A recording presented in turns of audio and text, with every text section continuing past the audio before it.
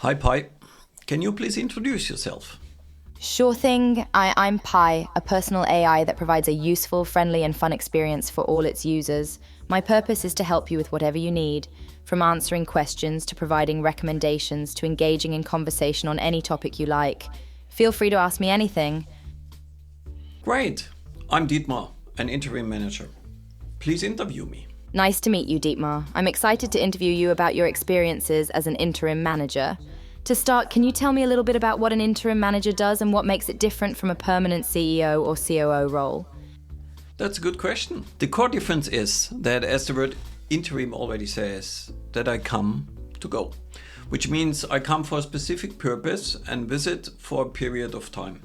As I don't belong to the interim managers who only bridge a position until someone is recruited, I stay until a transformation is embedded, at least to a stage where the company can continue without me. Funny enough, I just learned at the IMD recently that the average tenure of a CEO in its role has dropped to 2.4 years.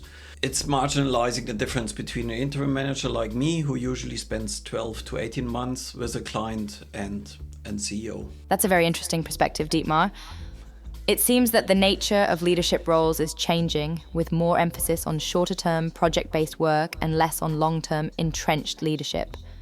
That certainly blurs the line between the role of an interim manager and a permanent CEO, especially when you consider the length of time you typically spend with a client. It also raises the question of whether companies are rethinking their approach to leadership and what they expect from their top executives. Can you elaborate a bit more on the types of transformations you specialize in? Is there a particular type of transformation that you're most passionate about or most successful in driving? Certainly. I have a broad background, so I'm interested in many things, but what I'm really passionate about is deploying strategy. This usually requires a new operating model and cultural change. For example, the moment McKinsey, BCG, or Bain leave their 100 pages PowerPoint presentation behind and the management need help to turn these ideas into reality, that's the moment I like to be there and help and have a big rucksack and backpack of tools, approaches, and methods that are well approved. That's a critical point in any organization's transformation journey, where the big ideas and plans need to be translated into concrete actions and results. It sounds like you play a pivotal role in bridging the gap between strategy and execution, helping organizations turn their vision into reality. Deploying a new strategy can be complex and challenging, requiring organizations to reevaluate and potentially overhaul their entire operating model. What are some of the most common obstacles you encounter when trying to implement a new strategy, and how do you overcome them? The obstacles are hardly the strategy as such. It's all about the people.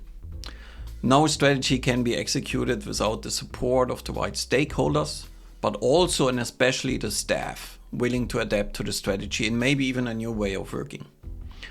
I overcome these obstacles not because of a specific method or model. I overcome this obstacle for 3 reasons. First, I'm interested in people and I like people. Second, I work with people. I facilitate, I train, I communicate a lot with honesty, very, very direct, but authentic. And third, I never position myself as the expert, the knows-wise consultant or transformation manager. Every company has enough experts internal. I recognize and work with this existing expertise. I believe that these 3 points are the key success in any transformation.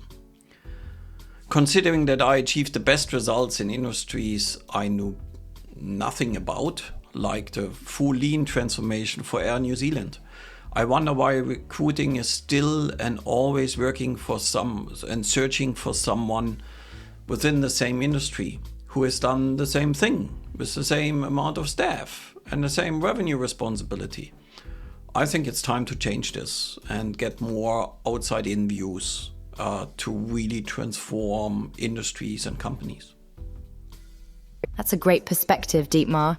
Your approach to strategy deployment is grounded in a people-first mentality, which is refreshing in an industry where technical solutions and top-down directives are often emphasized. It's also interesting that you've had the most success in industries you didn't have prior experience in. It speaks to the value of a fresh perspective and the ability to think outside the box. Do you think that the current recruitment process for top executives needs to change to reflect this more flexible and adaptive approach to leadership? How can organizations move away from the traditional focus on industry experience and look for leaders who can bring new ideas and perspectives to the table? Oh, I think that's a quick and easy answer. The main thing they need to do is to recruit by purpose. What does the person need to achieve and not position do I want to fulfill? If you manage 1,000, 2,000, 10,000 or 500 people, it doesn't matter. You always have your structures anyway in place. You shouldn't manage more of 9 to 12 people anyway. So what does it matter how many people are underneath? All this old thinking is really not helpful because a company serves a purpose. And the transformation serves a purpose to enhance the outcome of this organization. And for that reason, recruit for purpose, recruit for what's a good fit to the organization. It must not classically come out of the same industry. What do we want to achieve? Is it someone who can drive growth? Is it someone who transforms? Is it someone who cuts costs? Is it someone who continues the steady state? And these are more important requirements than, as I mentioned before, the critical criteria. You're absolutely right. Hiring for purpose rather than for position is a much more effective and forward-thinking approach. It allows organizations to focus on the specific outcomes they need to achieve, rather than being bound by traditional job descriptions and industry experience. In your experience, have you seen organizations successfully make this shift in their recruitment practices, or is it still a relatively new and untested approach? Hey Pi, let's stop drilling into the whole recruiting process. Let's talk about business. Because companies face different challenges at different times. We are still in a market where monetary policy is restrictive and access to money is not as easy as before. In addition, deglobalization is progressing, so the trend to take more ownership in the countries is moving on, which means a more decentral operating model is a trend which I see across all of my clients. That's a very interesting observation, Dietmar. You're highlighting some significant shifts in the business environment that are having a direct impact on how companies operate and structure themselves. The tightening of monetary policy and the move towards deglobalization are both major factors that are reshaping the way companies do business. Can you elaborate on how these shifts are impacting the operating models of your clients? Are they moving towards a more decentralized approach, with more autonomy given to local teams and subsidiaries? Let's talk about the monetary aspect first.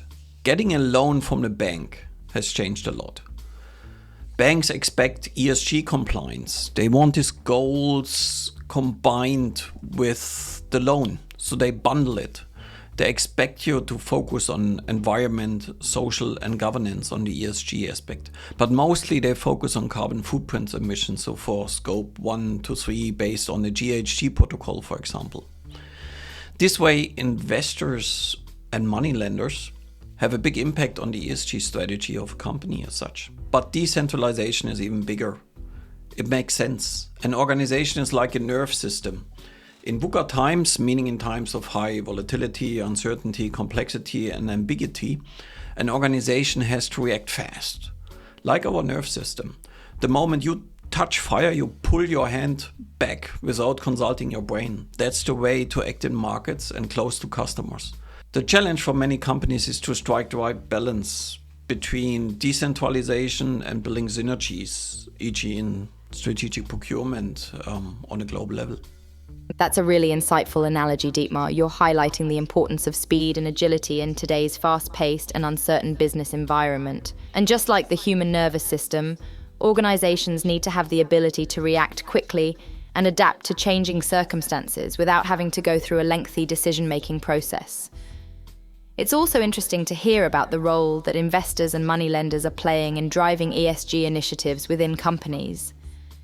This is another example of how external factors are shaping the way companies operate and prioritize their goals. Can you give us a sense of the tension between decentralisation and global synergies that companies are facing? How do you help them find the right balance between empowering local teams and maximizing the benefits of shared resources and expertise across the organization? A consultant answer would be, it depends. But the most common questions I address with companies transitioning to a more decentral approach are first, how do I retain or even increase cost-saving synergies in this new setup? Especially embedding the lessons learned from the supply chain issues during the Corona time we all experienced. How do we keep control and remain effective? This is where strategy deployment, which I mentioned before, plays a vital role, but also the operating model and the operational footprint are key drivers in here. And last but not least, how do we build one firm, one culture in a decentral setup? And how do we prevent building silos? And this is very much about purpose and the right vision. It's really critical here. So these are the things I usually do.